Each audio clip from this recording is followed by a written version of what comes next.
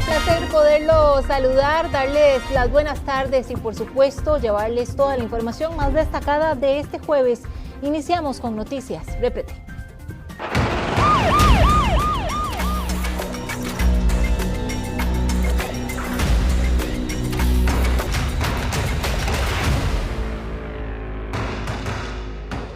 $500 cobraban los delincuentes a quienes utilizaban el puente del tren para cruzar de Pavas a Belén de Heredia. Esto forma parte de las estrategias utilizadas por las bandas criminales de los barrios del sur, que además siguen aumentando la cifra de homicidios en las últimas horas. Ha sido además determinante en este sentido. Hernán Barrantes nos tiene todo el detalle. Hernán, ¿cuál es la situación? Adelante. Melissa, nos encontramos en Pavas, en las márgenes o en el límite de lo que es el río Torres, que comunica a Belén de Heredia con Pavas y con La Uruca.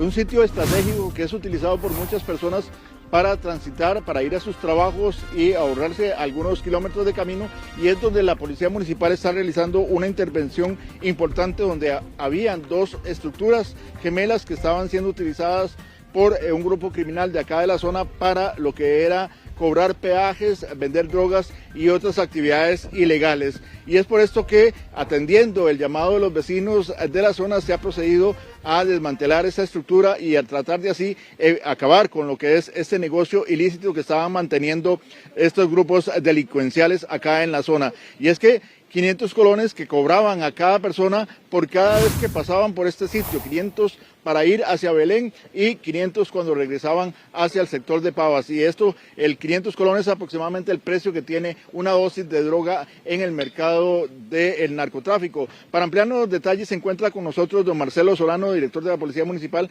para que nos explique un poco con más detalle la importancia que tiene esta intervención que están realizando acá y la afectación que estaban teniendo los vecinos en este sitio.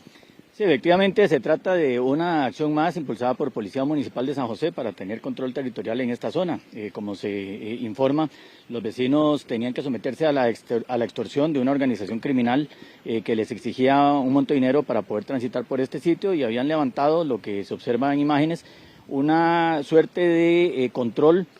Una estructura, en realidad dos estructuras, una de 2 pisos, en donde la organización criminal mantenía a sus colaboradores, y desde aquí una especie de centro de control para que las personas se vieran obligadas a pagar este dinero.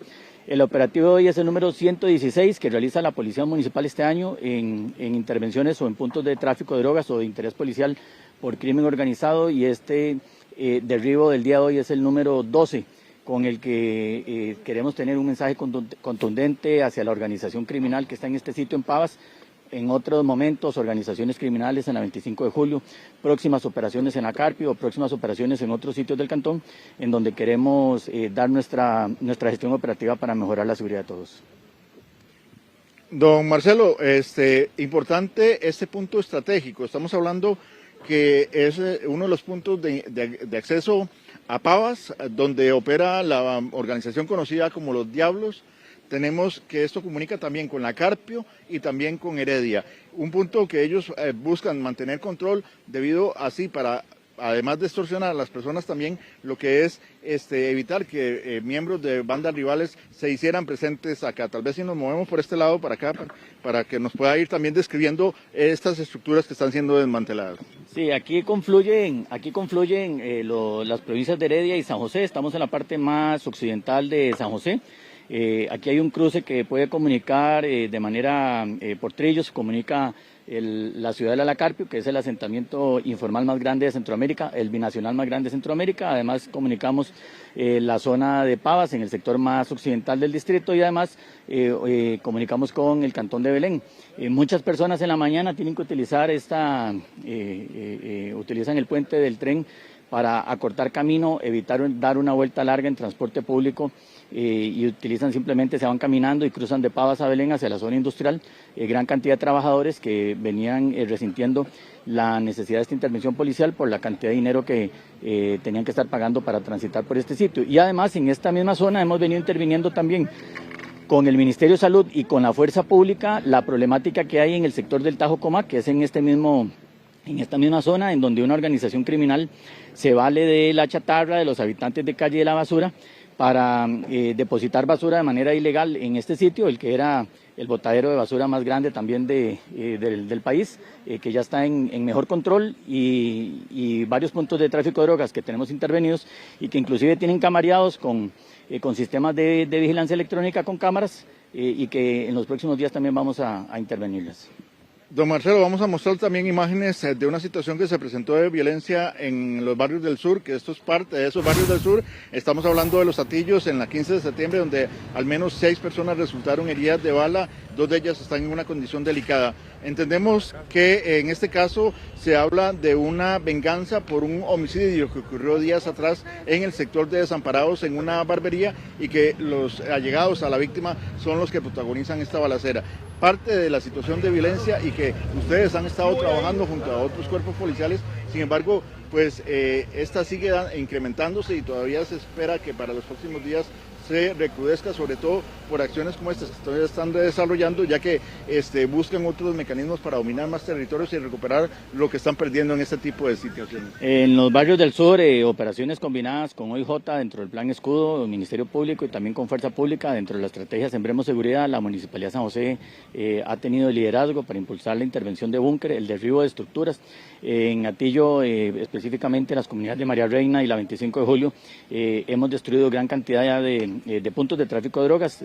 Tenemos ahorita 6 trámites pendientes y esperamos en los próximos días continuar con esta operación en esos barrios. El mensaje queremos que sea contundente para las organizaciones criminales. El control territorial lo va a tener la policía y poco a poco vamos a ir recuperando cada metro de esta ciudad que puede estar tomado en manos de la criminalidad.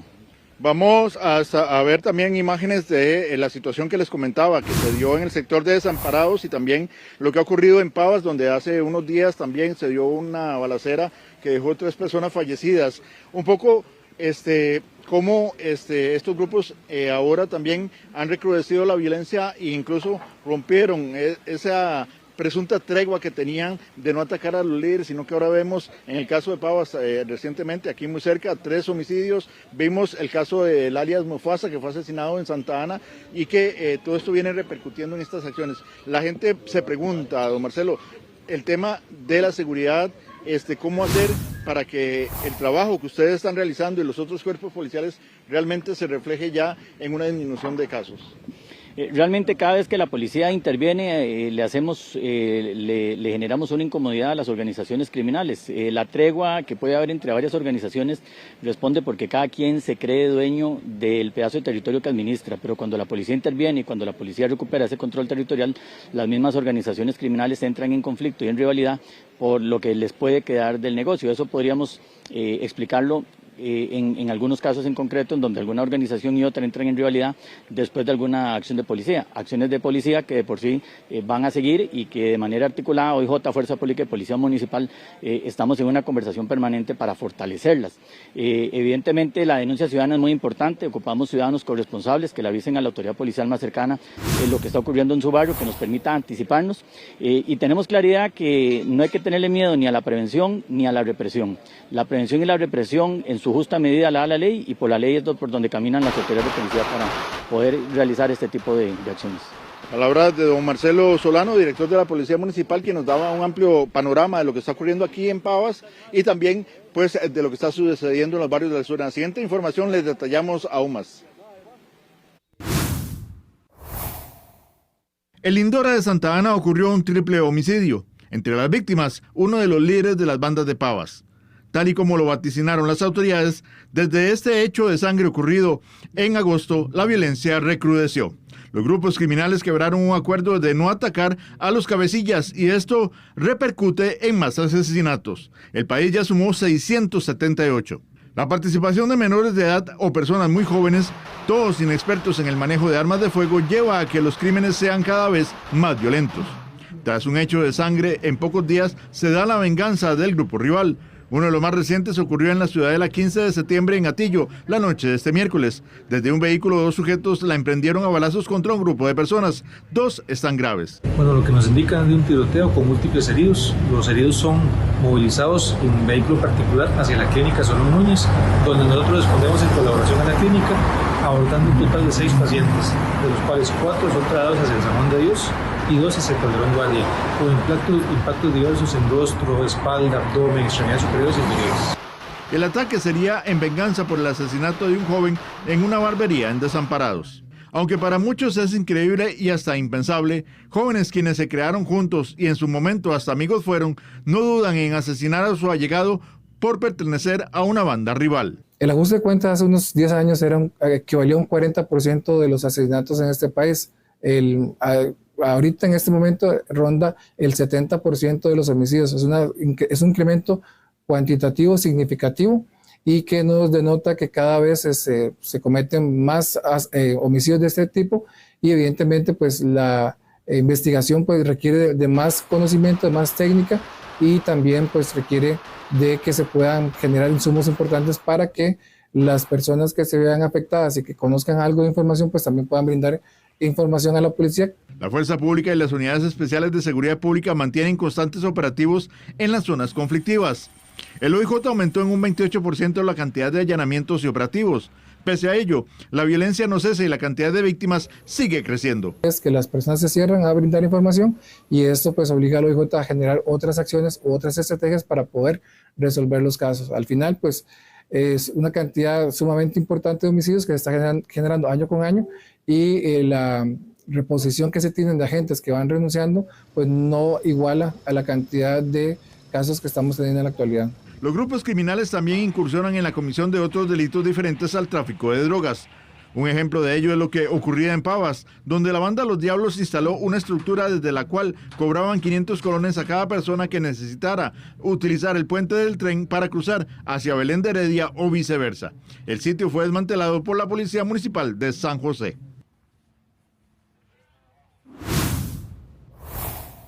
Hernán, sabemos que ninguna zona en este momento está exenta de la violencia que vive en nuestro país. Sin embargo, ya lo decíamos, llama la atención el enfrentamiento de bandas, principalmente en los barrios del sur, que lamentablemente también y ahí el riesgo donde aumenta es que ya sabemos la cantidad de víctimas colaterales que se ha dado en medio de estos enfrentamientos o ajusticiamientos y de ahí la preocupación, Hernán.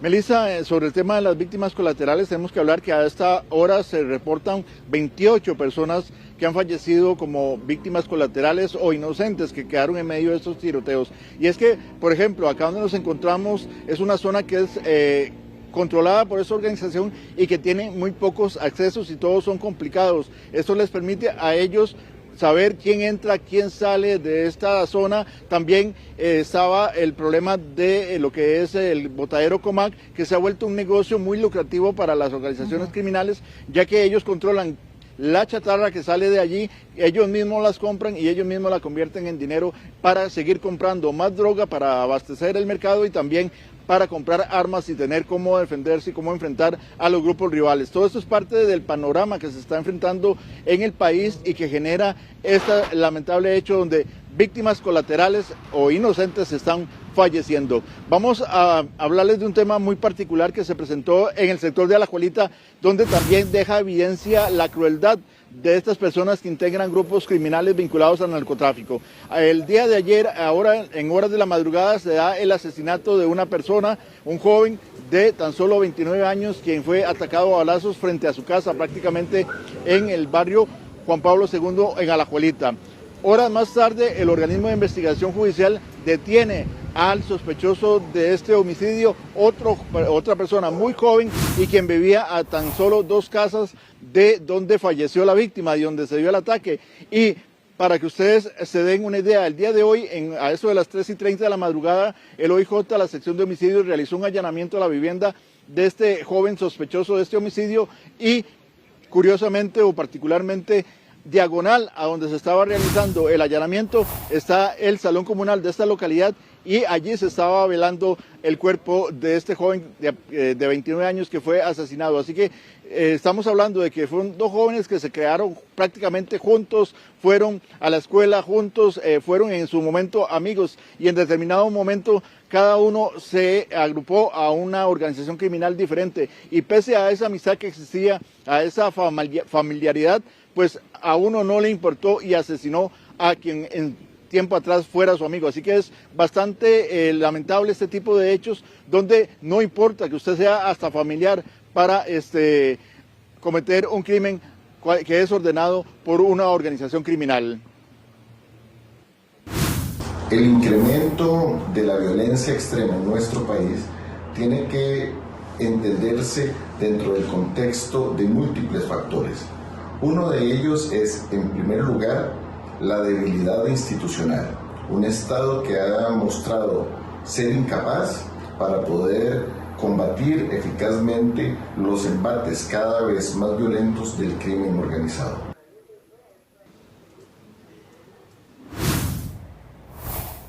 Bueno, Hernán, ya lo decía usted sobre los casos de asesinatos o ajusticiamientos entre personas que o son vecinos o crecieron juntos o incluso llegaron a ser amigos, que no sabemos si específicamente fue el caso del que usted nos mencionaba, en donde prácticamente muy cerca, al frente donde estaban velando a la víctima, detuvieron las autoridades al sospechoso de haberlo asesinado. Imagínese el dolor también para la familia. Sin embargo, esto es lo que se ve constantemente, Hernán, y este caso lo refleja tal cual. Logramos nosotros que estuvimos presentes en este allanamiento ahí en Alajuelita apreciar esta escena muy particular. De un lado estaban los dolientes, los familiares de la persona que fue asesinada, sufriendo, llorando, lamentándose la pérdida del ser querido, y en el otro extremo de la podremos decir Alameda, estaba la familia de la persona que fue detenida, también lamentándose de que fuera detenido y que se viera inmerso en esta realidad de tener que enfrentar un proceso judicial. Así que es un tema sumamente complejo y que se está vuelto muy formal y muy corriente en nuestro país. Lamentablemente, una situación de lamentar y preocupante que se está viviendo en Costa Rica.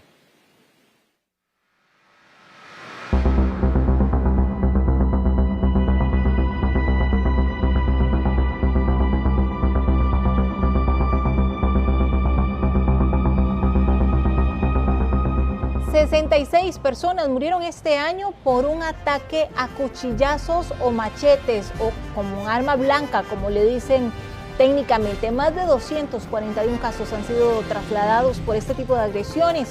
Vamos hasta Alajuela con Jesús Chacón porque ahí se registró el caso más reciente. Jesús, usted nos tiene la información. Así es, Melissa, y específicamente los expertos señalan que todas o la mayoría de estas atenciones, por lo menos el 70% de esas atenciones y traslados que se han hecho por personas que han sido agredidas con arma blanca, son específicamente con cuchillos. ¿Esto por qué? Bueno, pues es un arma muy fácil de conseguir y que no genera ningún sonido ni demás, y bueno, pues se vuelve también un arma completamente letal cuando es incrustada hacia la persona. El caso más reciente, como usted lo decía, se presentó en el sector de Tambor, justo en el Cacao de Alajuela, donde se estuvo presentando pues una riña entre dos hombres en horas de la tarde de este miércoles, que lamentablemente en un momento determinado de la pelea uno de estos se aleja un poco, toma un cuchillo del suelo y se lo incrusta en la parte del ojo a la otra persona, provocándole en ese momento una herida bastante fuerte, donde fue trasladado en un vehículo particular hacia el hospital de San Rafael de Alajuela. Sin embargo, lamentablemente de camino fallece, y pues cuando también las autoridades despliegan diferentes operativos en el sector para dar con el responsable de este homicidio. El hombre que fallece es de apellido Ortiz, de 24 años, y también es lo que llama la atención, pues el tema de la juventud involucrada en este tipo de problemas, en esas riñas, peleas que terminan lamentablemente con una persona fallecida. Inclusive ya las autoridades de fuerza pública estuvieron trabajando en el lugar y tuvieron la detención de este hombre que estaría vinculado como sospechoso al homicidio de Ortiz, de 24 años, en este sector, luego de que tras la riña pues le clavaran el cuchillo en el ojo, generándole una herida muy fuerte y que de camino al hospital muriera. Básicamente los últimos meses se han visto pues algún tipo de agresiones que se han presentado en el territorio nacional de cara también a la agresión que sufren estas personas y que como lo decía, muchos de estos, bueno, el tema del cuchillo es el arma que más utilizan cuando son agresiones con arma blanca, pues específicamente se vuelve pues un dispositivo fácil de conseguir, fácil de trasladar, ya que en caso de que una autoridad pues lo detenga, el cuchillo podría indicarlo que es un cuchillo de la casa que lo lleva hacia el hogar y esto no presentaría ninguna medida. Otros casos que se han presentado en el territorio nacional y que lo vemos justo en el que, bueno, dos hombres que estaban inclusive pues amenazando con machetes en un sector de nuestro país. Este video es relacionado a un homicidio que se presentó en el 2023, pero que sin embargo es parte de lo que está presentando pues la fiscalía como una de las pruebas donde este hombre prácticamente grabó su muerte en el momento en el que es atacado por otro finquero, y que lo que se relata según el expediente es que pues estas personas mantenían una discusión por el tema de que ya el hombre había pues sobrepasado un espacio de la finca que le tocaba cuidar. Cuando le pide que salga, pues genera los disparos contra la persona. En el sector de La Uruca también se presentó muy recientemente un caso de agresiones de conductores donde se bajan, comienzan a discutir, luego se van a los golpes y en una ocasión pues estos mismos sacan tubos, llaves de ranas y demás para comenzar a golpear a estas personas, inclusive generarle pues agresiones a los vehículos que se encontraban en este punto. Sin duda la afectación mayoritariamente que le señalan pues los expertos y la gente es también el tema de la presión social que existe en este momento, el estrés que manejan los costarricenses y de cara a esto lo que genera pues este tipo de incidentes. Me duele mucho esto que sucedió, me duele mucho los que sean tan jóvenes, que les pase esas cosas, porque son jóvenes del mañana y vean, ya no están. Los que quedan son los que matan, los ancianitos que estamos en la casa porque no podemos salir, y los que matan son los que andan en la calle libremente. Todos los días uno tiene más temor de salir a las calles. Con este tema de estos dos jóvenes que se ven apuñalados y demás, ¿cuánto también impacta, verdad? Que sean jóvenes, 24 años, y que bueno, ya se ven involucrados en esos temas. En esas cosas, pero esas también serán las drogas y todo eso, ¿verdad? Porque ahora hay demasiada droga aquí. Sí, entonces, entre ellos mismos se hacen las cosas y después salen matándose. Las personas, siento que el estrés, el trabajo, el ámbito ahora, ¿verdad? Reaccionan muy violentos ante una discusión que tal vez se puede solucionar pacíficamente, termina acudiendo de maneras que no esperamos, ¿verdad? A mí sí me da miedo, digamos, yo tengo hijos y a mí me preocupa en el caso de ellos, ahorita están en escuela, pero el día de mañana van a estar en colegio y que se presenten este tipo de situaciones, y pues usted no sabe cómo vaya a reaccionar la otra persona, si te va a sacar un arma o te va a sacar un machete, o dependiendo de lo que utilicen. En imágenes observamos pues el momento en el que el organismo de investigación judicial se hace presente al lugar pues para dar la atención y también pues acordonar el lugar donde fallece este hombre, apellido Ortiz, de 24 años, justo en el traslado hacia el centro médico. Sin duda, bueno, son 66 fallecimientos que contabiliza el organismo de investigación judicial en lo que llevamos de este 2025 vinculados a este tipo de agresiones por armas blancas, y que es lo que ha estado generando pues también la alerta debido al aumento, y que en muchas ocasiones pues, como lo decían y lo señalan los expertos, el tema de que el cuchillo sea tan de fácil traslado y que no genere ningún tipo de sonido, bueno, pues provoca que se vuelva un arma pues más utilizada por estas personas.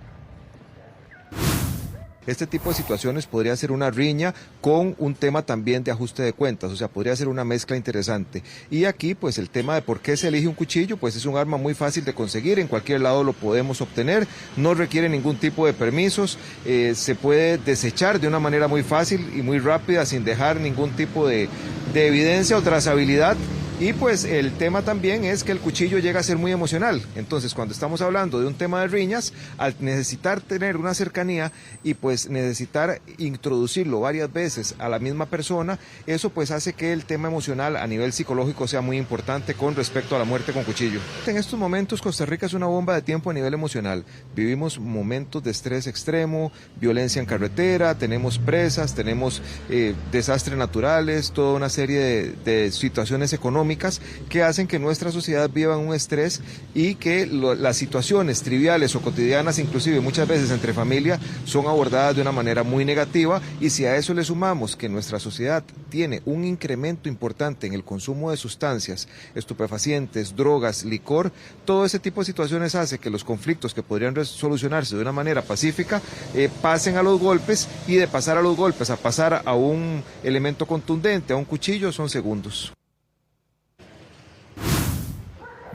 241 traslados a centros médicos que ha realizado la Cruz Roja Costarricense de cara a incidentes con arma blanca, que lo vemos en imágenes, pues ese tipo de situaciones que se han vuelto tan frecuentes en nuestro territorio y que también alertan a las autoridades. En lo que llevamos del 2025, la Cruz Roja Costarricense ya ha abordado in sitio a 39 personas que han perdido la vida a raíz de heridas por arma blanca, y 241 personas han tenido que ser trasladadas por esta misma causa en una condición delicada a diferentes centros médicos. La Cruz Roja Costarricense le recuerda que ante cualquier situación de esta, lo primordial es que usted se ponga a salvo y que llame de inmediato al 911 para que las instituciones correspondientes atiendan la situación.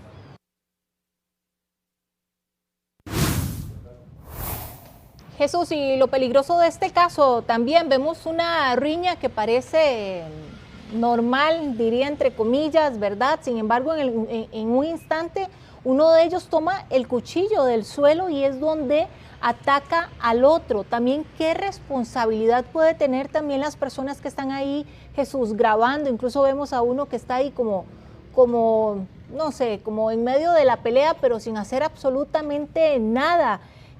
Tampoco para detenerlos. ¿Qué responsabilidad podrían tener en un caso de homicidio como este? Melissa, específicamente, bueno, pues eso que usted señala, bueno, las personas en el momento que tienen pues la pelea a golpes normal, pues esas personas se separan. Sin embargo, cuando ven que él toma el cuchillo, pues se acercan a tratar de detenerlo. Sin embargo, ya es muy tarde y es cuando le genera la herida a esta persona. Sin duda son situaciones muy lamentables y que, bueno, pues la presión y también la euforia en el momento de esta pelea es el que lleva a las personas a actuar de esta manera, y que lo veíamos en ese momento justo donde le incrusta el cuchillo en el ojo, provocándole una fuerte herida que lamentablemente horas y minutos después provoca la muerte de este joven de 24 años. Parte de lo que ha estado informando pues los expertos y también las autoridades es el tema también de saber manejar ese tipo de presiones que existen en muchos momentos como en las carreteras y que provocan lamentablemente también incidentes como el que veíamos en el sector de la Uruca. Muchísimas gracias, Jesús.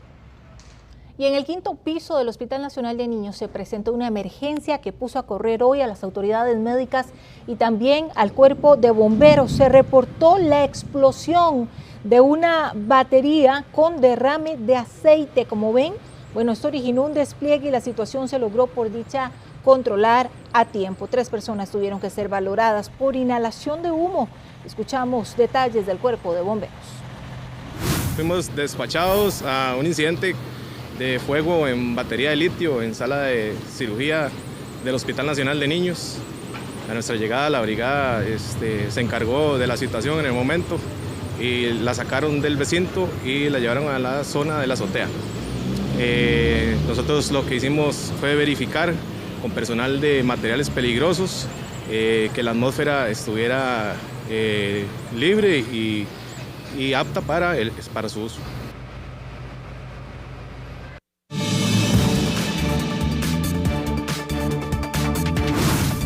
Y hay noticia en el mundo, y es que Israel y Hamas dan un primer paso para llegar a un acuerdo de paz. Por eso hoy nos acompaña Roberto Brenes para ampliar, Roberto, y entender los alcances y además en detalle en qué consiste efectivamente este acuerdo. Hola Melissa, de nuevo, precisamente vamos a iniciar con esta imagen realmente histórica, el momento en que el presidente de Estados Unidos, Donald Trump, fue informado sobre el acuerdo entre Israel y el grupo terrorista Hamas para poner fin a la guerra en Franja de Gaza. Aquí tienen ustedes el momento. Trump estaba ofreciendo una conferencia de prensa cuando fue interrumpido de esa forma. De manera muy breve, ese que se acerca es el secretario de Estado, Marco Rubio, le entrega una hoja y al oído le dice: hay acuerdo.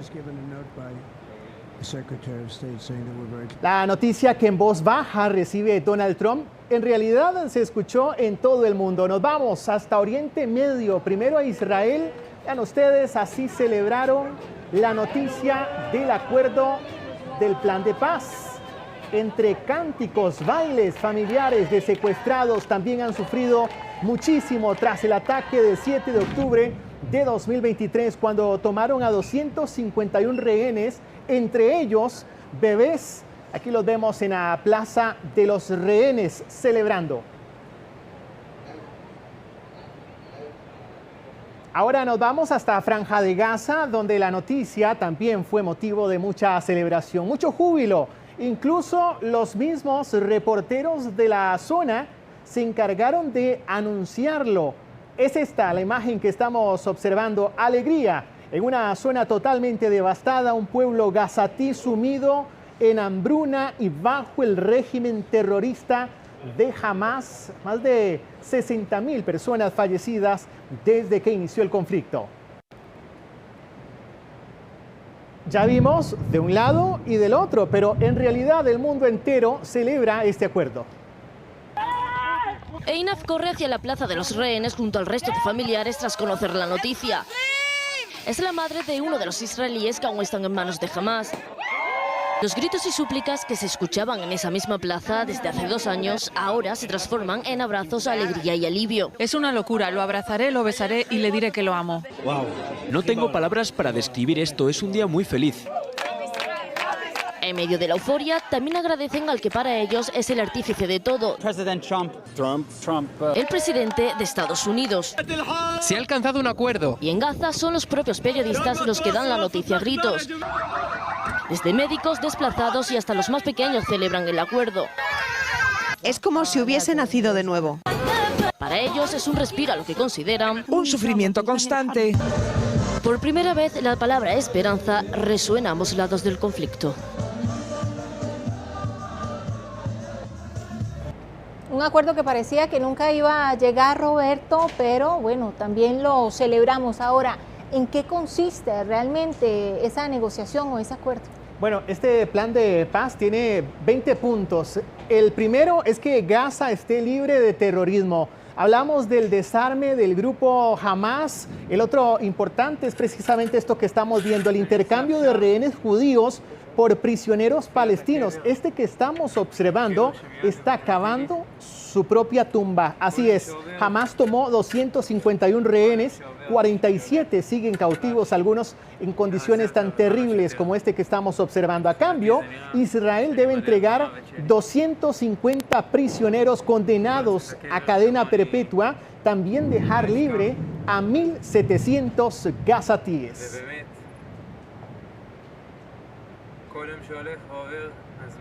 El otro punto es este que vamos a observar. Si ambas partes aceptan la guerra, terminará inmediatamente. Israel deberá retirarse de Franja de Gaza. Otro de los puntos es que los terroristas de Hamas se comprometan a una coexistencia pacífica. El otro compromiso es que llegue la ayuda para el pueblo palestino. De hecho, se dice que la ONU ordenó ya tener los camiones completamente listos para entregar la ayuda humanitaria. Y finalizo con este dato. Se espera que el próximo lunes o martes se haga ya este intercambio entre rehenes y prisioneros.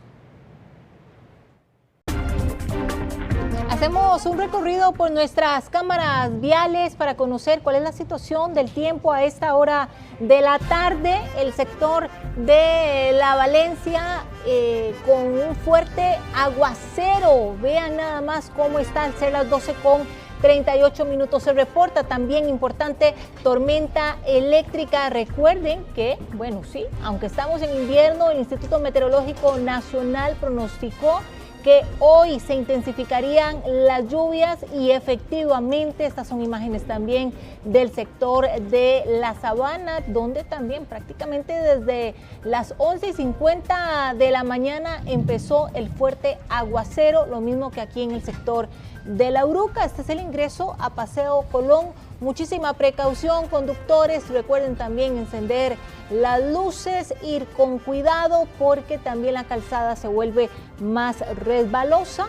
Y bueno, al menos acá parece que ya bajó la intensidad, pero bueno, vea por ejemplo el aeropuerto Juan Santamaría, como se ve el aguacero, y el problema también es que se genera neblina en este sector y pueda perjudicar la llegada y salida de aviones.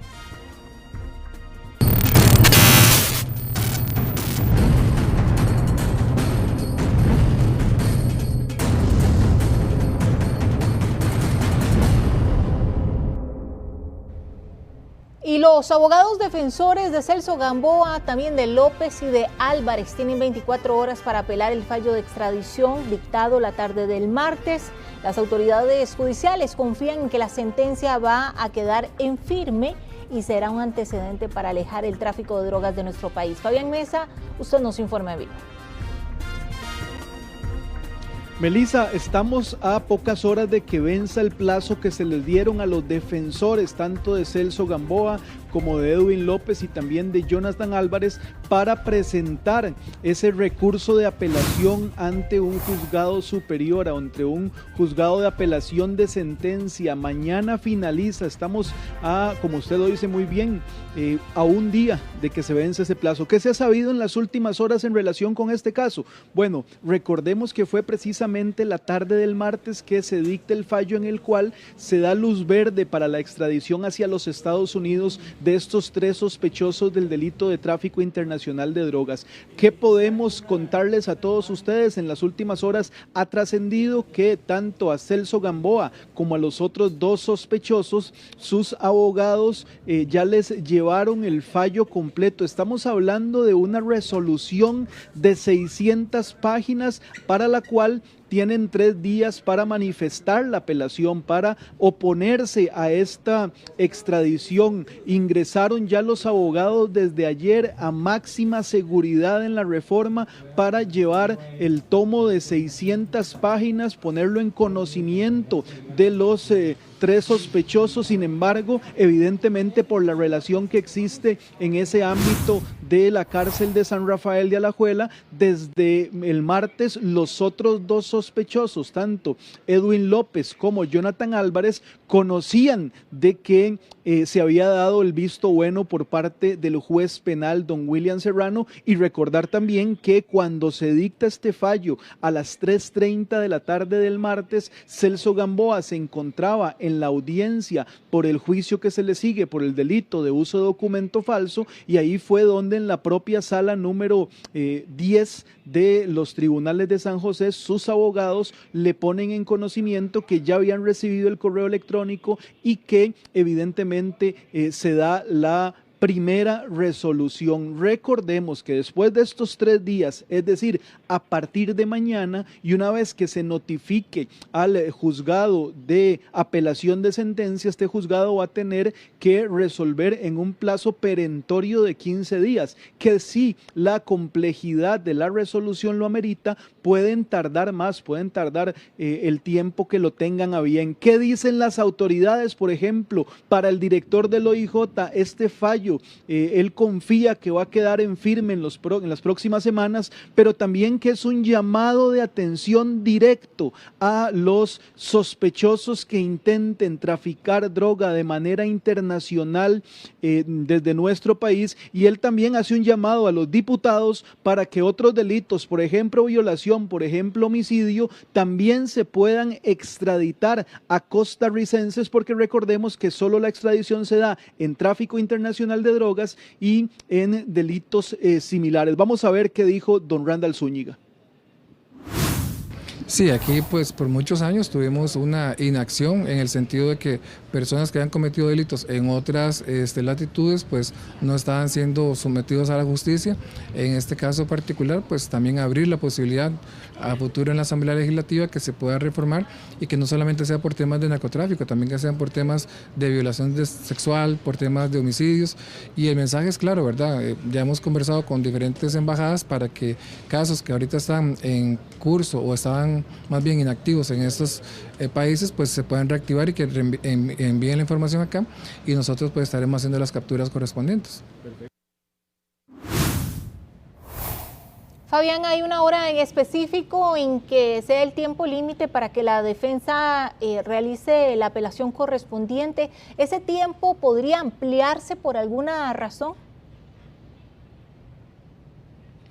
No, Melissa, estamos hablando que el día de mañana, durante todo el transcurso de este día, es el momento en el cual deben presentar el recurso. Incluso, Melissa, si algún defensor no presentara el recurso este viernes, prácticamente la sentencia de extradición queda en firme, porque evidentemente no se va a recibir, por ejemplo, el lunes o menos en el fin de semana, porque evidentemente los juzgados en esta materia especial están cerrados. Esto es sumamente importante porque lo que conocemos es que ya las defensas tenían pues de alguna manera adelantados ciertos criterios que ellos estaban suponiendo que podrían ser parte de estas apelaciones, y bueno, ya el documento debería estar listo en el caso de estos 3 sospechosos, solamente finalizar algunos detalles para mañana presentarlo a primera hora y que no se vaya a ir ese plazo, porque si no la extradición quedaría en firme. Algo importante que vamos a ver a continuación: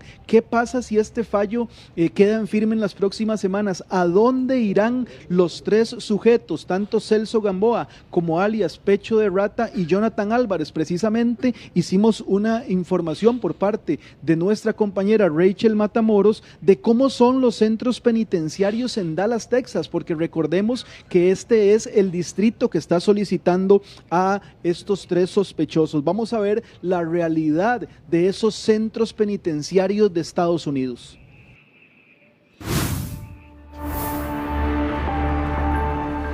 Si la extradición de Celso Gamboa hacia Estados Unidos se concreta, su destino no será una cárcel común. Lo esperaría una prisión federal en la ciudad de Dallas, en Texas.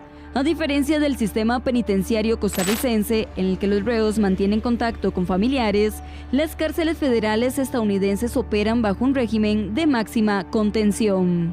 Cuando lo lleven allá, si es que se da ya definitivamente la extradición, tiene que llegar a una cárcel, a una prisión federal.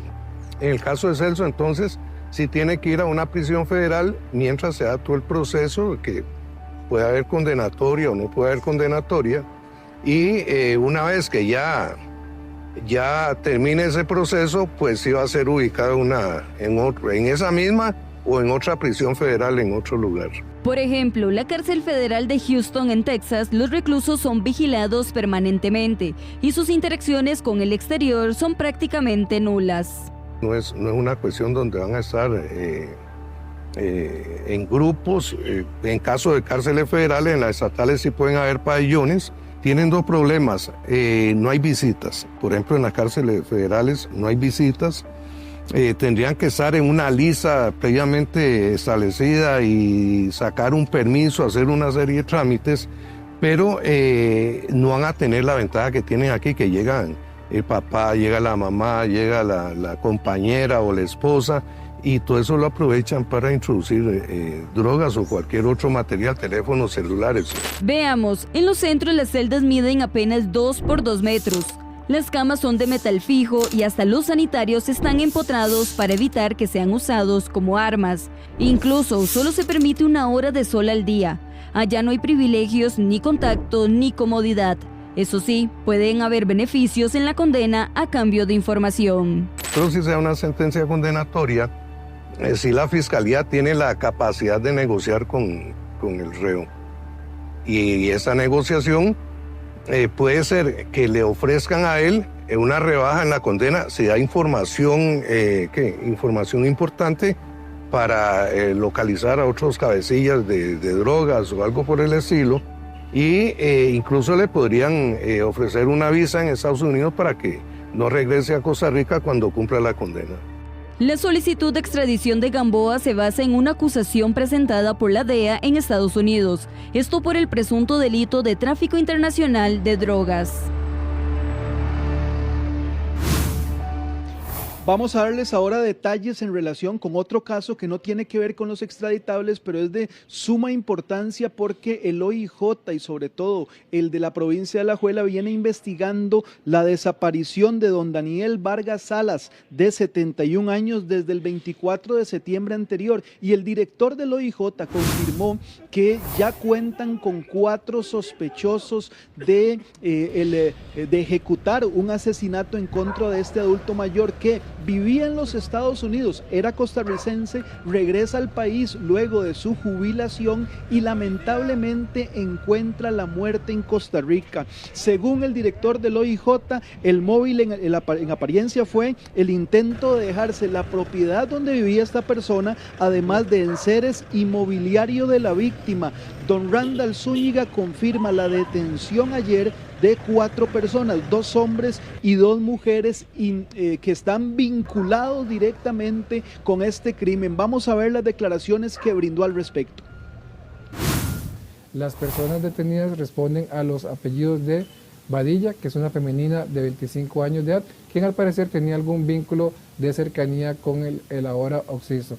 Además de eso, también se logró detener a un padre y una hija de un sujeto García de 53 años de edad y una mujer García de 29 años de edad. Aparte de eso también tenemos a un sujeto de apellido Izaza de 34 años de edad, quien al parecer sería novio de esta femenina García de 29 años de edad. En este caso pues todavía no está totalmente culminado, sigue en investigación y las 4 personas que se detuvieron pues van a ser puestas en conocimiento de la Fiscalía para que se hagan los trámites ante la autoridad correspondiente. Bueno, este es un caso sumamente importante porque estamos hablando del asesinato de un adulto mayor por una situación de robo y de apropiarse de sus bienes. Y también, tenemos que decirlo así, el OIJ logró en menos de 15 días dar con los sospechosos, dar también con el cuerpo de este hombre porque estaba desaparecido y prácticamente resolver el caso.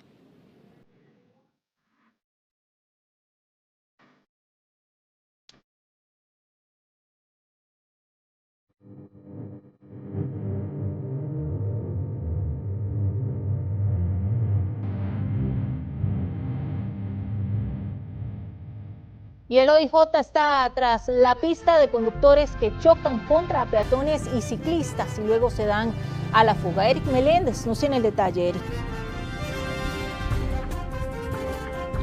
Melissa, situaciones lamentables que se han estado dando en nuestro país y que en las últimas horas mantienen a la Policía Judicial tras las pistas de 2 choferes. Vamos al primero de ellos en el sector de la Guásima en Alajuela porque los videos de cámaras de seguridad ahora son parte esencial y también vital para las investigaciones y que ahora el OIJ pide la colaboración de la ciudadanía para poder dar con los responsables de esta situación. Lo vemos a continuación, durante horas de la noche se da esta situación, uno de los peatones que viene caminando y que incluso es golpeado por este conductor. El chofer se percata, se baja de su vehículo, sin embargo se asoma a un lado del carro y se da a la fuga. Es una de las acciones que ahora está buscando también dar el OIJ con esta persona que fue responsable de este atropello, la persona que después recibe atención por parte de los lugareños quienes brindan esa atención primaria para ver que él se encuentre bien. Otro de los casos, Melissa, parece sorprendente, pero bueno, vamos ahora hasta San Pedro de Montes de Oca, acá donde nosotros nos encontramos y es este punto que comunica Curridabat con San Pedro, donde también se da el atropello de un ciclista. Vea las imágenes, el chofer de este autobús que viene, podemos decir, a gran velocidad en sentido Curridabat hacia San Pedro, atropella a este ciclista. No se percata y se da la fuga. Sin embargo, en una de las cámaras que queda registrado de los locales comerciales es donde ahora queda parte de la evidencia que el OIJ busca de esa colaboración para dar con estos responsables. Hechos, según nos ha indicado la Policía de Tránsito, que también pueden investigarse lesiones culposas y también expertos en derecho donde estas personas pueden ser sancionadas. No es un delito y es ahí también donde los mismos expertos en derecho piden esa reforma a estas situaciones. Parte de los accidentes que se han dado y que quedan registrados, usted lo ve en imágenes en otras ocasiones donde también se han dado estos percances en Alajuela y en Heredia, donde son recurrentes estas atenciones, según tiene el registro de la Policía de tránsito. Situaciones que, bueno, según han indicado los expertos en derecho, no se considera un delito. Sin embargo, puede agravar la situación a la hora de que se constate y pueda ser llevado ante un tribunal. ¿Qué dice la policía de tránsito al respecto? ¿Cuándo se valoran estos casos o qué puede hacer un conductor o un peatón que sea víctima de esta situación? Lo vemos a continuación. Queda en el lugar anotar muy bien lo que es la placa de la otra parte, igual color, lo que es marca. Esto nosotros lo tomamos como una colisión por denuncia, se le realiza la boleta normal y de igual forma en observaciones colocamos el vehículo, la placa. Esto la persona posteriormente tiene sus 10 días hábiles para ir al juzgado correspondiente y hacer su declaración. Lo que es un atropello, objeto fijo, cualquier persona que vea la placa y obviamente sea el dueño o ya sea la parte así como un peatón, igualmente se le puede hacer una boleta por denuncia y en el juzgado ya verán qué situación van a hacer y igual pueden notificar ellos mismos a la parte. Hay dos situaciones que se pueden investigar lesiones culposas que pueden llevar a una persona a estar entre 1 año de prisión o pagar 100 días multa, o bien en los casos más graves que puede haber ya un homicidio culposo. Sin embargo, como lo decíamos, no se configura un delito, pero esto puede llegar a catalogar incluso que una pena máxima de 8 años pueda convertirse hasta los 12 cuando se dan este tipo de fugas, que estas personas no se hacen responsables y más cuando aún se percatan de lo que ha sucedido en carretera, como estos dos casos que ocurrieron en La Guásima y en San Pedro. Penas de cárcel, que eso sí dependerá de la prueba testimonial, pero también de lo que se catalogue y configure en los tribunales de justicia. Esa conducta va a ser considerada por el tribunal como una conducta agravante, que a la hora de imponerse una pena va a tomar en consideración aumentarle los años de condena a la persona infractora. De igual manera, los jueces van a tomar en consideración aquello para determinar la indemnización a favor de la víctima. Esto quiere decir que el haberse dado a la fuga va a provocar que la persona víctima tenga que ser indemnizado con una suma mayor.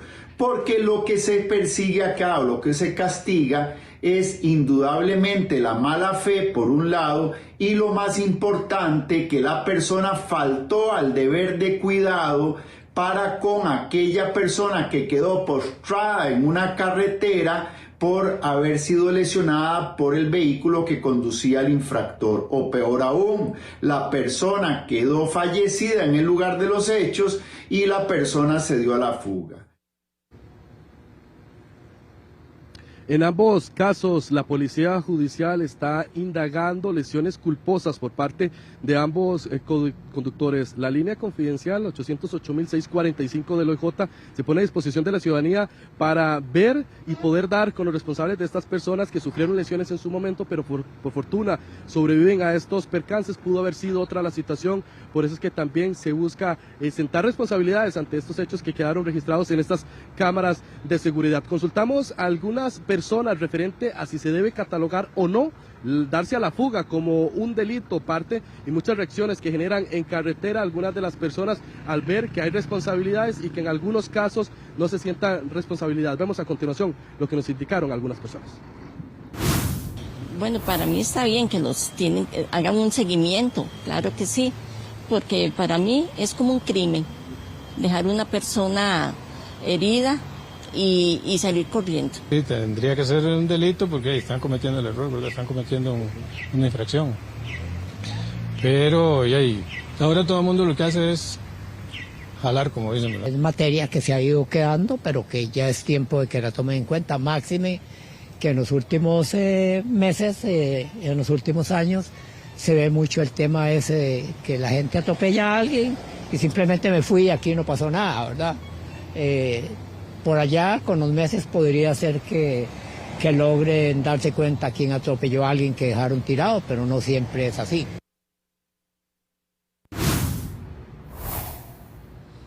Bueno, Eric, uno apelaría obviamente a la humanidad, ¿verdad? Para no dejar a una persona tirada en la calle. Sin embargo, es interesante esta explicación que nos daba el especialista porque hasta hoy muchos podrían creer que podían darse a la fuga sin ninguna responsabilidad o sin ningún agravante, y efectivamente así no es. Y ahora más, Eric, que hay cámaras de seguridad prácticamente en todo lado. Estos accidentes quedan registrados y para las autoridades también es más fácil identificarlos.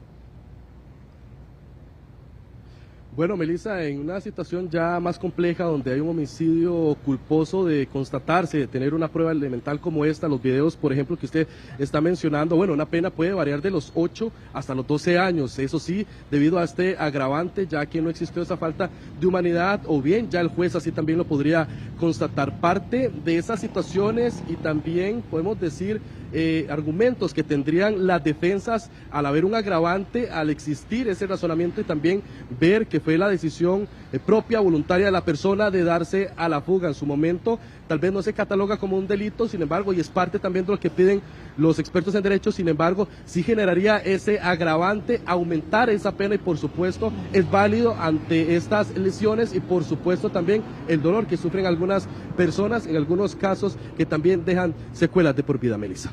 Muchísimas gracias, Eric, por toda la información. Y continuamos nosotros con más porque 4 personas intentan rescatar al guardaparques que cayó en un guindo hace 2 días en la isla del Coco. La caminata de rescate se suspendió debido a la lluvia. Josué Vargas nos tiene el detalle. Y es que estos 2 funcionarios estaban haciendo una investigación sobre especies exóticas invasoras en la isla del Coco, por ejemplo, venados, cerdos, gatos y hasta ratas. Sin embargo, en un punto, cuando estaban caminando cerca del Cerro Iglesias, el punto más alto de la isla del Coco, un funcionario de 53 años cayó a un guindo de 40 metros. Ya van por el 3er día de rescate. En ese momento son 4 personas las que están tratando de llevar a este funcionario desde ese sector hasta la bahía Wayfair. Una caminata normal puede tardar 8 horas, sin embargo, por las condiciones que atraviesan, podría extenderse incluso hasta el día viernes. Una embarcación va camino desde Golfito hacia la isla del Coco. Este fue el punto específico en donde se precipitó el guardaparques, en un sitio cercano al Cerro Iglesias, el punto más alto de la isla del Coco, a 630 metros sobre el nivel del mar. Se trata de un sitio restringido al público y de acceso complicado. Él no estaba en un sendero, estaba en un lugar mucho más alejado y por eso también ese rescate terrestre es mucho más difícil.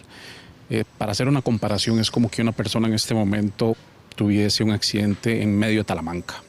Desde ayer, 4 personas, una guardaparques, una investigadora y 2 paramédicos intentan rescatar a este funcionario. Buscan llegar al sendero principal cerca del Cerro Iglesias, pero la lluvia suspendió la caminata, por lo que permanecen en un refugio a la espera de condiciones seguras.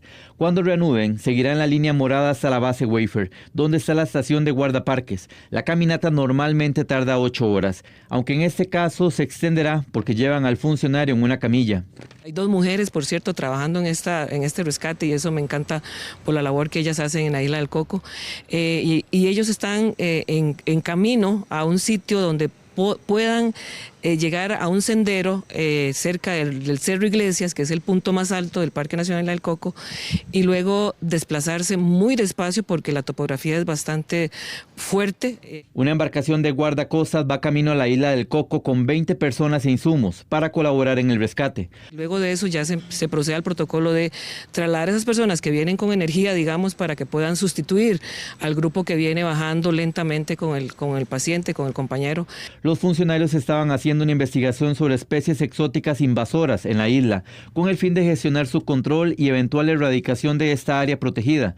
En la lista figuran venados, cabras, gatos y ratas. Ellos lo que andaban trabajando es el tema de especies exóticas invasoras. Ellos andan haciendo un trabajo de restauración, andan buscando lugares adecuados para poner campamentos provisionales. Este funcionario de 53 años tiene 4 años de trabajar en el parque. En este momento se encuentra en condición estable.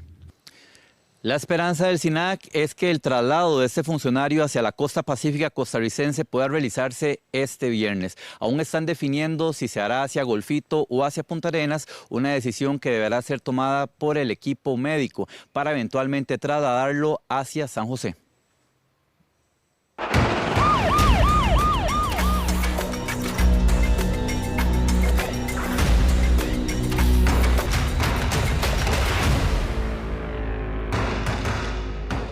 Y destruyen una edificación utilizada por la banda Los Diablos para cobrar un peaje a quienes requerían usar el puente del tren para poder cruzar entre Belén de Heredia y Pavas. Los delincuentes cobraban hasta 500 colones por persona.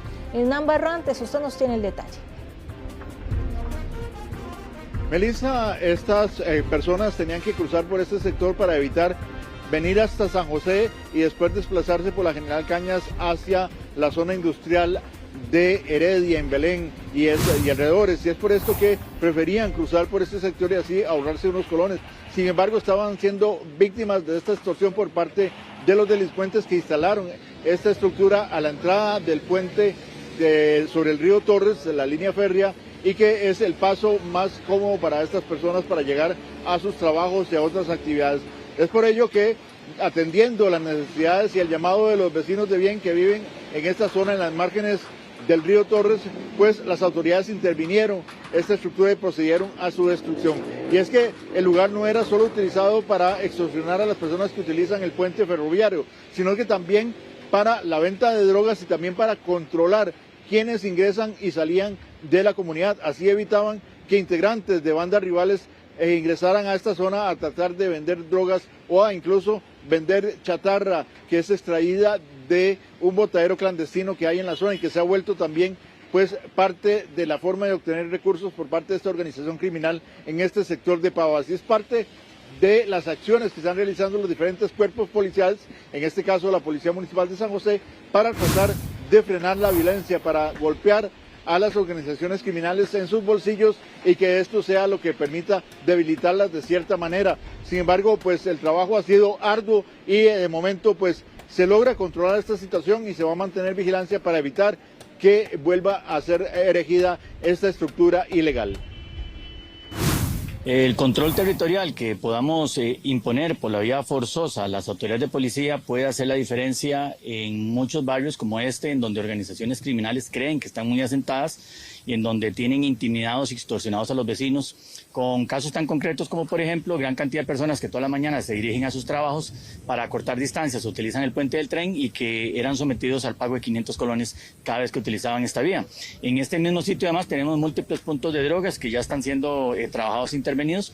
Encontramos como, por ejemplo, dentro de un asentamiento informal hay todo un sistema de cámaras que le da a estas organizaciones criminales ese sentimiento de control, pero el trabajo de la policía aquí tiene varios mensajes. Primero, que estamos aquí para imponer el orden por la vía forzosa, que vamos a derribar las estructuras que tengan que derribarse y que todas las operaciones de inteligencia, de coordinación y articulación con la fuerza pública y con el OIJ se están realizando, se están llevando a cabo para que esta comunidad y muchas otras comunidades de la capital puedan recuperar los niveles de tranquilidad y seguridad a los que estuvimos acostumbrados por mucho tiempo. Necesitamos comunidades más activas, necesitamos vecinos que sean corresponsables de su entorno y del barrio en el que están creciendo y en el que viven sus hijos, que coordinen, colaboren, conversen, comuniquen a la policía lo que está ocurriendo en estos barrios para que podamos adelantar las acciones, para que podamos ser más asertivos en las intervenciones que estamos proponiendo. No hay que tenerle miedo a la prevención ni a la represión. La prevención es lo más importante que podemos hacer en estas comunidades. Gran cantidad de niños y de muchachos que permanecen en un ambiente muy enfermo, en donde hay traficantes de drogas, hay degradación, basura, botaderos clandestinos, habitantes de calle, consumo en la vía pública. Hacia esa población tan vulnerable que están en situación de pobreza debemos dirigir muchos esfuerzos para evitar que caigan en esas organizaciones. Es un trabajo arduo el que están desarrollando las autoridades policiales de diferentes cuerpos de seguridad para tratar de golpear a estas estructuras criminales y debilitarlas. También llevarles la paz a aquellos ciudadanos de bien que habitan estas comunidades que han sido tomadas por el narcotráfico. Se esperan nuevas acciones para las próximas horas y días, así que estaremos pendientes e informándoles a ustedes de lo que se está haciendo para tratar de disminuir la ola de homicidios que afecta al país. Efectivamente, Hernán, los vecinos de estas zonas merecen vivir tranquilos, en paz. Muchas gracias por todo el detalle. 1:08. Nos separamos un instante, pero ya regresamos con más de Noticias Reprete.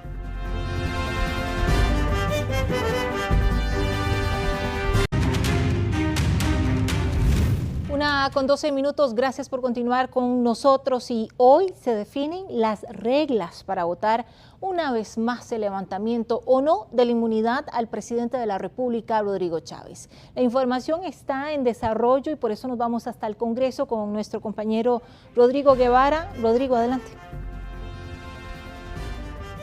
Correcto, Melissa, hoy se estaba realizando la sesión de jefes de fracción de la Asamblea Legislativa. Son los líderes de cada partido político, más los diputados independientes y la presidencia del Congreso, quienes estaban buscando cuáles van a ser las fechas y también el posible procedimiento que tendrá esta solicitud de levantamiento de inmunidad del presidente Rodrigo Chávez por parte del Tribunal Supremo de Elecciones por el delito de beligerancia política. Sin embargo, se acordó que será el 20 de octubre que se hará una resolución por la presidencia del Congreso para definir cuáles serán esos pasos a seguir. ¿Por qué? Porque hay muchas dudas por parte del oficialismo, quien señaló que durante esta mañana que prácticamente el Tribunal Supremo de Elecciones no tiene la potestad para realizar este procedimiento y que el levantamiento de la inmunidad del presidente solo se da en casos de delito penal. Sin embargo, la jefa de fracción del oficialismo estará solicitando un criterio a servicios técnicos de la Asamblea Legislativa y al mismo Tribunal Supremo de Elecciones sobre este tema. Eso indicaron algunos de los jefes de fracción sobre lo ocurrido durante esta mañana. ¿Dónde se encuentra el procedimiento legislativo? En el reglamento de la Asamblea Legislativa que regule un trámite de solicitud del tribunal para remover el fuero sin que se trate la comisión de un delito. Esa es una de las grandes dudas que yo tengo. La otra gran duda, la Constitución contempla que efectivamente se puede destituir a un presidente de la República cuando haya un delito penal. A ver, y la gran pregunta que nos tenemos que hacer aquí es, ¿la beligerancia política es un delito? No, no lo es. Ya está dando por sentado que la resolución va a contemplar la aceptación de un trámite que constitucionalmente es inválido. Yo nada más quiero dejarlo claro ante la población costarricense, porque creo que ya de por sí tiene dadas sus palabras un sesgo con relación a lo que puede y no puede hacer el Tribunal Supremo de Elecciones, y a nuestro criterio debería rechazarse ad portas. Hay que conformar una comisión, hay que elegir los diputados que van a conformar esa comisión, seguramente les darán un plazo para hacer el análisis correspondiente, que se cumpla el derecho de la debida defensa y con posterioridad se analizarán los informes que sean presentados al plenario. Eso quiere decir que posiblemente estemos hablando de más de un mes o quizás 2. Hay que conversarlo entre las fracciones, saber qué diputados y qué fracciones tienen interés de estar en esa comisión. Nosotros quisimos estar la vez pasada y no se pudo con don Horacio Alvarado, pero esperaremos y se empezará a negociar.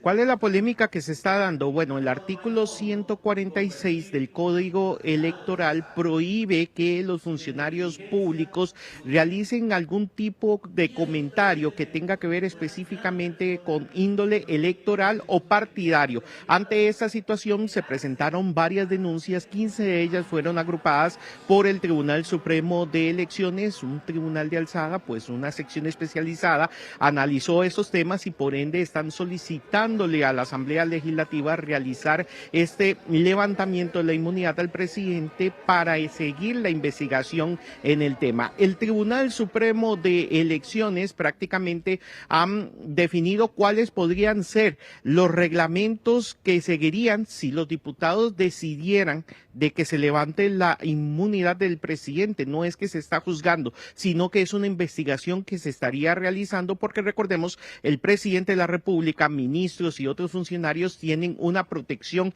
especial para realizar sus labores. Lo que procede es a realizar una investigación o un procedimiento que gozará de todas las garantías del debido proceso, donde habrá la posibilidad de que al funcionario se le digan cuáles son los hechos que se le están atribuyendo, las pruebas que existen en ese expediente, tendrá derecho a presentar argumentaciones o contraargumentaciones sobre esos hechos, se celebrará una audiencia oral y privada en la que podrá exponer la prueba que figure en su o que más bien entienda que le favorece en su en su caso, también habrá la posibilidad de que emita conclusiones, es decir, es una especie de juicio a nivel electoral donde se dan todas las garantías para que la persona pueda ejercer sus derechos y finalmente esta decisión o este procedimiento culminará con una sentencia. Así que el 20 de octubre aproximadamente se estará dando la resolución por parte de la Presidencia del Congreso para definir cuáles son los procedimientos, si se archiva o sigue el procedimiento solicitado por el Tribunal Supremo de Elecciones. Muchísimas gracias, Rodrigo. Estaremos entonces atentos. Y el líder de una banda de tráfico internacional de drogas ya había sido detenido por las autoridades. Hace 3 meses estaba en libertad, pese a que además tenía un expediente policial sumamente extenso, Fabián, y es de ahí donde nos preguntamos muchas veces esas medidas cautelares, alternativas que imponen a la prisión preventiva cuando ya tienen antecedentes. Fabián, adelante. Melissa, esto es una larga historia que data desde el año 2023, cuando las autoridades de la Policía de Control de Drogas, en conjunto con la DEA de los Estados Unidos, localizan una propiedad donde escondían casi, o más bien, de media tonelada de cocaína en Los Cangrejos, en la provincia de Limón, y esa cocaína estaba oculta prácticamente en túneles. Así fue como los agentes de la PCD lograron dar con ese cargamento y comenzaron las investigaciones, pero ahí no terminó todo. Usted lo menciona muy bien, en julio de este año 2025, este sujeto, que es de apellido Sequeira Solís, fue detenido como parte de una banda ligada con ese cargamento y con el tráfico internacional de drogas. ¿Qué es lo que pasa? Le ponen medidas cautelares, incluso las autoridades nos confirman que ni siquiera tenía en el momento en la detención el día de ayer ningún tipo de mecanismo de seguimiento electrónico, lo que se conoce como brazalete. Las medidas cautelares que tenían era de firmar. Sin embargo, eso no le impidió para seguir con el ilegal negocio. Imagínese que en el año 2024, según los informes que tenemos por parte de la Policía de Control de Drogas, a esta organización que lideraba este sujeto le decomisan 373 kilos de cocaína, y ayer lo vuelven a detener, pero ya no era parte de la banda, ya era el líder de la organización delictiva. Es importante también detallar los antecedentes que tenía, porque no solamente es que lo detienen 2 veces para tener que procesarlo por delitos ligados al tráfico de drogas, es que tenía un amplio historial delictivo que vamos a ver a continuación para que ustedes tengan todos los detalles. Este sujeto,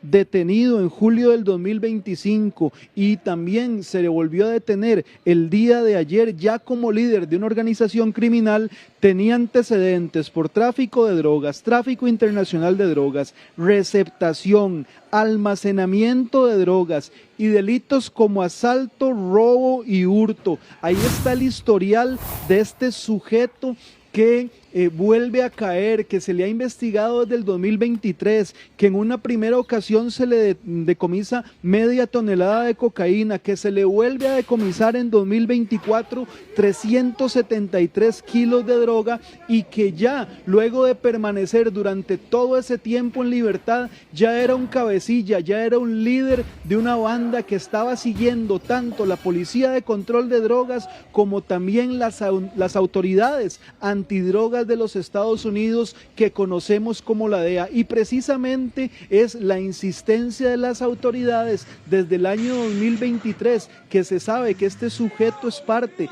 de estas organizaciones, de darle seguimiento, de vigilar los movimientos y también de alguna manera también tratar de ponerlo ahora sí, eso es lo que se espera, tras las rejas. Vamos a ver en este momento al director de la Policía de Control de Drogas, don Stephen Madden, que hablan de este caso específico, que habla de este sujeto que tiene esa gran cantidad de antecedentes policiales y que los oficiales y los agentes encubiertos vienen a detenerlo por segunda vez, y que ellos esperan que esta vez sí quede tras las rejas. Vamos a verlo a continuación.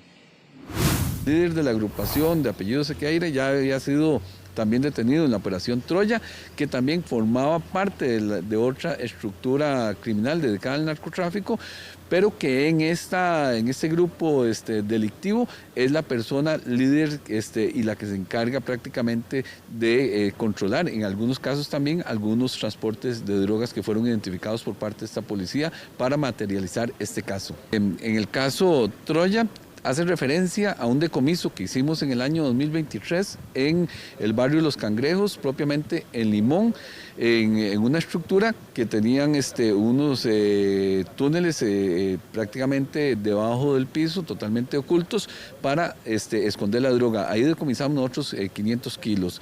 Esta persona también es investigada por ese acto. También es importante que sí, se encuentra en este momento en libertad, y que parte importante es que uno de los mecanismos o métodos que ellos utilizan es el transporte de drogas utilizando vehículos con compartimentos ocultos. Aquí hay un vehículo, tenemos que inspeccionarlo, a ver si también tiene algún compartimento, pero en los dos casos también que anteceden a estas acciones, uno en Punta Arenas y otro en Atillo y Alajuela, donde decomisamos también otra cantidad considerable de droga de 373 kilos, estaban utilizando este mismo método, y esta persona estaba en alguno de ellos supervisando estos traslados de drogas. Pasar la gran cantidad de antecedentes, el historial delictivo de este sujeto de apellido Sequeira Solís: tráfico de drogas, tráfico internacional de drogas, receptación, que es cuando una persona recibe artículos robados, almacenamiento de drogas, asalto, robo e incluso hurto. Este es el historial de un sujeto detenido 2 veces, investigado desde el 2023, que le pusieron una medida cautelar hace 3 meses, y eso no evitó que siguiera delinquiendo, pero tanto la Policía de Control de Drogas como la DEA le seguían los pasos muy de cerca, y ahora sí, vamos a ver si le van a dictar una medida cautelar como la prisión preventiva. Muchísimas gracias, Fabián. En este momento el país tiene una multicirculación de virus respiratorios. Hay 117 muertos por influenza y 67 casos nuevos solo por COVID-19. Tracy Morales nos amplía desde el Hospital México. Tracy. Efectivamente, estamos en una época del año donde en este momento hay mucha circulación viral y algunos centros médicos de La Caja están completamente llenos, pero no estamos hablando, por ejemplo, que solo están consultando personas afectadas con el virus de la influenza, también hay circulación de rinovirus, inclusive de COVID-19. Hay en este momento una multicirculación viral y así lo confirmó el epidemiólogo de La Caja, Roy Wong. Existe una multicirculación de virus, es decir, ¿y esto por qué? Porque justamente esta época del año, con estas características en tiempo que llegamos a tener mayor humedad, mayor precipitación, favorecen la transmisibilidad desde el punto de vista de persona a persona. Hay personas afectadas desde bebés hasta adultos mayores con rinovirus, metaneumovirus, el sincicial respiratorio y la COVID-19. En mi casa, mi hermano se resfrió. Lo que pasa es que él trabaja en un lugar que es en las paradas de los buses de Punta Arenas, y hay días en que se moja mucho. De influenza, por ejemplo, hay un acumulado de 117 muertos en lo que llevamos de este año, y EVAIS y clínicas reportan actualmente 16.465 contagios por influenza. Y la más brava. Yo he visto que es la más brava porque a la gente la dejan ahí medio internado y se va a la casa y muchos vuelven. Pero a lo menos nosotros en nuestra casa mantenemos la distancia, eso que está en el cuarto no sale del cuarto, se bañan, se mudan las camas, comen el cuarto, porque no queremos enfermarnos. Pero también algunos centros médicos de salud reportan casos nuevos de coronavirus. Así se está comportando la COVID-19 en la última semana. 67 casos nuevos, un fallecido y 38 hospitalizados. Tenemos entonces hoy en día que recordarlas una vez más, y no es ya por estar no en un contexto de pandemia, sino en un contexto de una afectación estacional de los virus respiratorios. Lavado de manos, protocolos de tos y estornudo, prevención de la transmisión cuando tengamos un familiar, un conocido enfermo. Realmente son los aspectos claves que en este momento tenemos que tener muy presente. También ya se está observando un repunte de casos del virus sincicial que afecta sobre todo a menores de 2 años. Bueno, como lo vimos en la información, el común denominador en esta gran circulación viral que tenemos en el país es reforzar todas las medidas de higiene. Aunque estén circulando diferentes clases de virus, se combaten siempre reforzando las medidas de higiene que ya observamos. Cuando los insectos invaden, usa Raid. Raid te presenta la sección El Clima. Bueno, y ya lo veíamos, el pronóstico indica que para este jueves se esperan lluvias que ya llegaron en muchos sectores, aguaceros incluso con tormenta eléctrica, principalmente en las regiones del Pacífico. En menor medida se prevé condiciones similares, aunque de forma más dispersa en el Valle Central, la zona norte y también sectores del Caribe, sobre todo al oeste y zonas montañosas. ¿Qué va a pasar esta noche? Bueno, las lluvias y aguaceros se van a mantener en el Pacífico y en las montañas de la zona norte, mientras que aquí en el Valle Central y en el Caribe se van a presentar lluvias, pero más débiles y aisladas. Presta atención porque hay cambios importantes para los conductores que transitan siempre por Barrial de Heredia. Hay nuevos semáforos. Laura Solórzano nos tiene el detalle. Laura. Sí, correcto. Este es uno de los cruces más complicadillos y no complicadillos. Está bien complicado, la verdad, aquí para el tránsito todos los días porque hay muchísimo vehículo. Para que ustedes se ubiquen un poquito, es como que si viniéramos de Ensenada, ven ahí la presa, como que si viniéramos de Ensenada y vamos a salir hacia Decra, ¿verdad? Decra, Lagunilla. Exactamente en todo este punto hicieron algunos cambios viales importantes que ya se los voy a enseñar y vamos a movernos de este otro ladito para que ustedes puedan observar dónde están estos semáforos nuevos. Son varios semáforos que colocaron Ingeniería de Tránsito. Ellos aducen que para mejorar un poco aquí el tránsito, porque sí es un poco desordenado. Bueno, algunos conductores nos dicen que les ha ido bien, otros dicen que se han encontrado un poquillo de presilla. Y también hay un carril nuevo. También el carril nuevo es para los conductores que vienen, por ejemplo, de Decra a Lagunilla. Es un carril exclusivo y que van a salir, por ejemplo, hacia el norte, cogiendo hacia el norte, hacia Heredia. Ahí, como lo pueden observar, es un carril completamente nuevo, entonces ese sí puede ser de mucho beneficio para muchos de los conductores. Bueno, se ve un poco el tránsito más ordenado, pero sí, aquí es una zona complicada a esta hora de la mañana, a esta hora del mediodía, y por supuesto que en horas de la tarde sí es aún peor. Veamos esta nota, lo que nos explica un poquitito Ingeniería de Tránsito y bueno, y algunos de los conductores.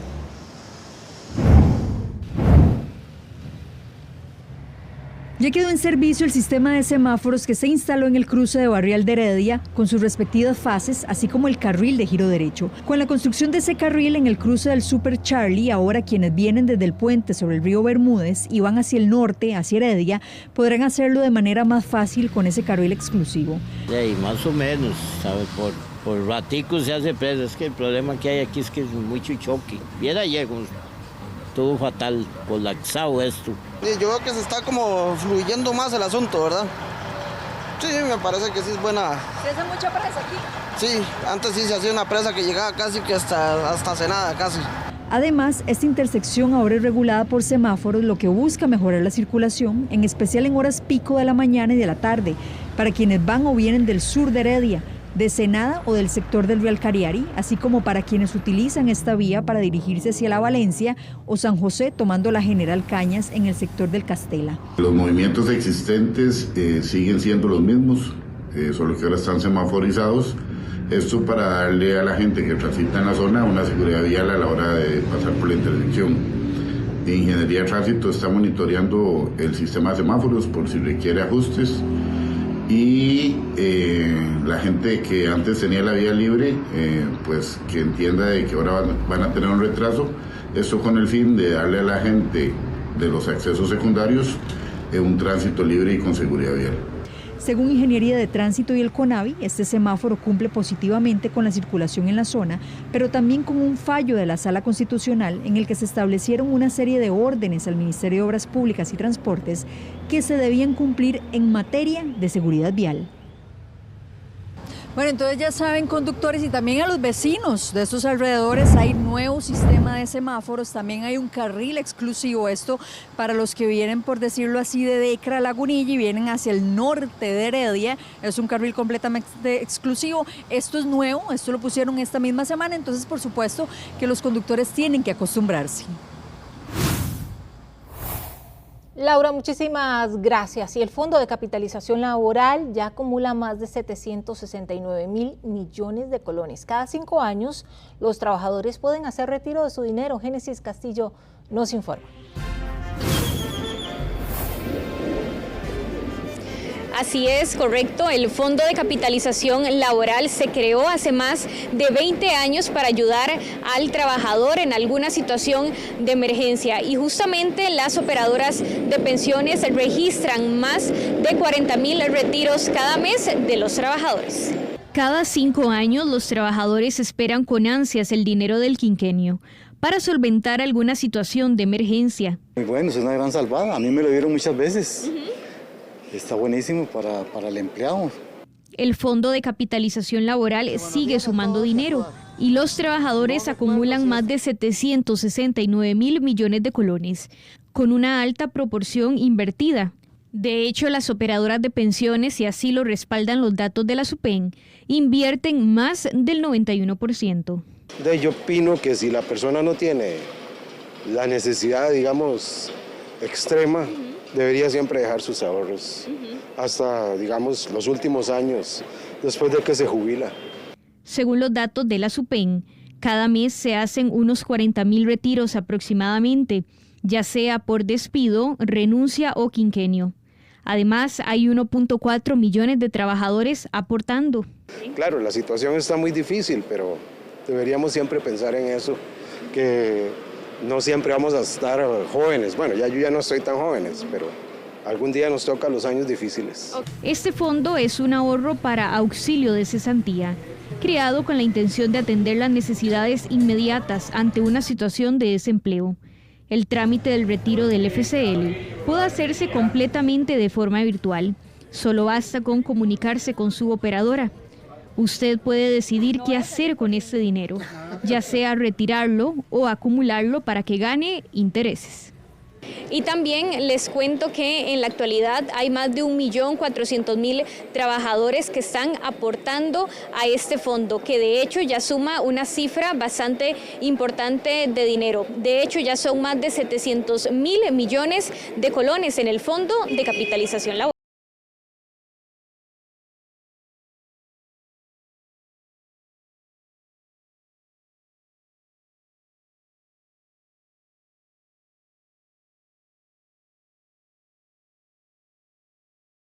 Rico se ve todo eso. Y bueno, ¿usted sabía que cada tico consume casi 300 huevos al año? Bueno, esta semana se celebra el Día Mundial del Huevo y van a realizar varias actividades gratuitas para incentivar el consumo saludable de este alimento, que además es económico y nutritivo. El huevo es una fuente completa de proteínas de alta calidad, grasas saludables y vitaminas.